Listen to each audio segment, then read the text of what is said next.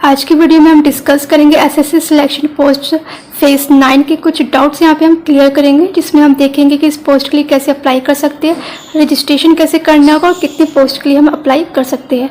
तो welcome back to channel, मेरा नाम पूजा है। तो चलिए हम अपनी आज की वीडियो स्टार्ट करते हैं। तो पहले हम बात करेंगे एजुकेशन क्वालिफिकेशन के लिए। तो अगर हमें जो है एक से ज़्यादा फॉर्म फिल करने हैं तो क्या हमें सबके लिए अलग से एग्ज़ाम देना होगा?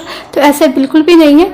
अगर आपने जो है 10th के अगर आपने किसी भी एजुकेशन क्वालिफिकेशन के अकॉर्डिंग एक से ज़्यादा फॉर्म फिल किए हैं तो आपको जो है सिर्फ एक बार ही एग्ज़ाम देना पड़ेगा। तो चलिए हम देखते हैं कैसे। सपोज़ आप मान के चलते हैं, अगर आपने जो ग्रेजुएशन की है, अगर आपने ग्रेजुएशन की है और आपने 10th और 12th दोनों के बेस पे जो है फॉर्म फिल किए हैं। अगर आपने जो है 10th के बेस पे 2 फॉर्म फिल किए हैं, 12th के बेस पे भी आपने 2 फॉर्म फिल किए और ग्रेजुएशन के बेस पे भी आपने 2 फॉर्म फिल किया है, तो इस तरह से आपने जो है 6 पोस्ट के लिए अप्लाई किया है।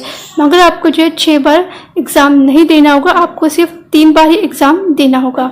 आपने जो है 10th के बेस पे 2 बार पोस्ट फॉर्म फिल किए हैं तो इसके लिए आपको जो है एक बार ही एग्ज़ाम देना होगा। इसी तरह से 12th के बेस पे आपने 2 फॉर्म फिल किए तब भी आपको जो है एक ही बार एग्ज़ाम देना होगा। अगर आपने जो 12th के या 10th के बेस पे 2 से ज़्यादा फॉर्म फिल कर रखे तब भी आपको सिर्फ एक बार ही एग्ज़ाम देना होगा। और जैसे कि आपने ग्रेजुएशन के बेस पे भी 2 बार फॉर्म फिल किए हैं तो आपको सिर्फ एक बार ही एग्ज़ाम देना होगा।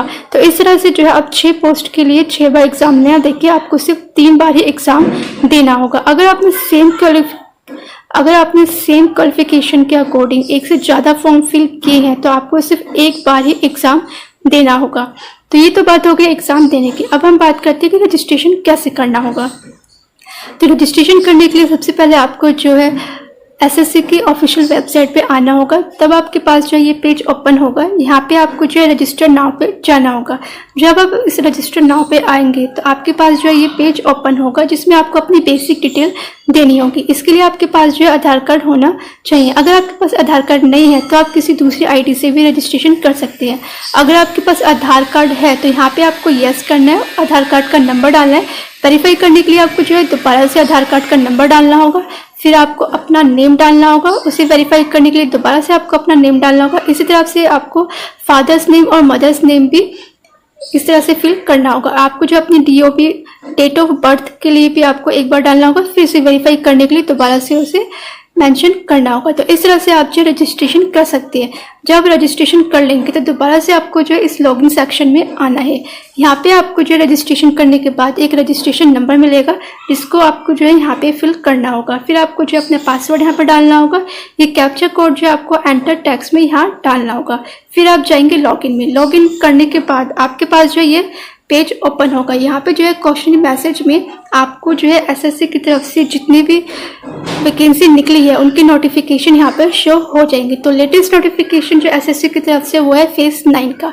जब यहाँ पर आएंगे तो आपको जो है ये देखना है आप किस पोस्ट के लिए एलिजिबल है और किस पोस्ट के लिए आप अप्लाई कर सकते हैं। तो इसके लिए आपको जो है यहाँ पे पोस्ट डिटेल में जाना होगा। जब आप इस पोस्ट डिटेल में जाएंगे तब आपके पास जो ये पेज ओपन होगा। तब आप देख सकते हैं कि आप किस रीजन में कितनी पोस्ट निकली है और किस पोस्ट के लिए आप एलिजिबल है। तो सपोज यहाँ पे मैंने जो है सेंट्रल रीजन डाल रखा है और एग्जामिनेशन का नेम जो है फेज 9 डाल रखा है।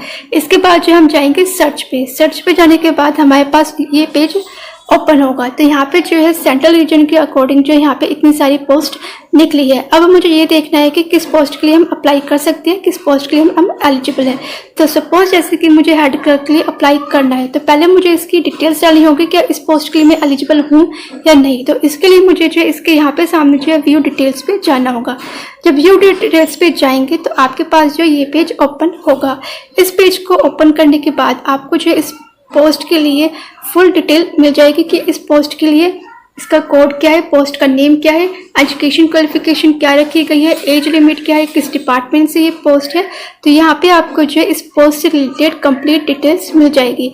जब आप ये देखेंगे अगर आप इस पोस्ट के लिए एलिजिबल हैं तो आपको जो है इस पोस्ट को अप्लाई करने के लिए यहाँ पे जो है अप्लाई का ऑप्शन यहाँ पे शो होगा। यहाँ पे आप जाके इस पोस्ट के लिए अप्लाई कर सकते हैं। तो इस तरह से जो है आप इस पोस्ट के लिए अप्लाई कर सकते हैं। अब बात आती है कि आपको जो है सिर्फ एक बार ही रजिस्ट्रेशन करना होगा और आप एक से ज़्यादा पोस्ट के लिए अप्लाई कर सकते हैं। तो आपको हर एक पोस्ट के लिए फीस पे करनी होगी। अगर आप SC ST या PW कैंडिडेट्स है तो आपको जो है कोई भी फीस पे नहीं करनी पड़ेगी। तो हमारी आज की वीडियो यहीं पे कंप्लीट होती है। Thank you so much.